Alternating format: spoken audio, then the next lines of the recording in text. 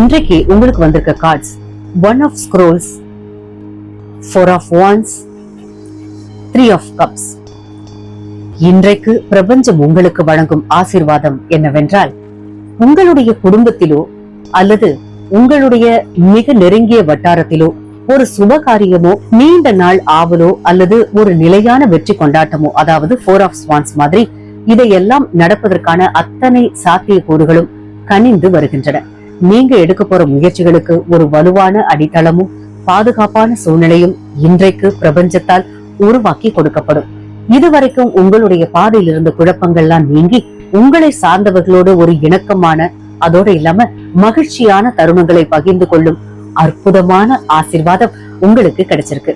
அதே நேரத்துல நீங்க இன்னைக்கு கண்டிப்பா பின்பற்ற வேண்டிய எச்சரிக்கை என்னன்னா, உங்களுடைய டார்கெட்ஸ் நோக்கி நீங்க போகும்போது நீங்க சரியான பாதையில் தான், அதாவது ஆன் ட்ராக், அதுலதான் பயணிக்கிறீர்களா அப்படிங்கறத மீண்டும் ஒரு முறை சுய பரிசோதனை செய்துக்கணும் அப்படிங்கறதுதான் பிரபஞ்சத்தினுடைய செய்தி.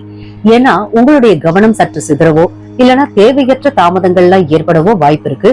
சமூக ஊடகங்கள், நண்பர்கள் அல்லது சுற்றியுள்ள மனிதர்களோடு தேவையில்லாமல் அளவுக்கு அதிகமாக பழகுவதையும் உங்கள் ரகசியங்களை பகிர்வதையும், அதாவது த்ரீ ஆஃப் கப்ஸ், அதாவது இன்வெர்டடா வந்திருக்கு, இன்று முற்றிலுமாக தவிர்க்கணும். இல்லனா அதுவே உங்களுக்கு வீண் வதந்திகளையும் மன வருத்தங்களையும் கொண்டு வந்து சேர்க்கலாம்.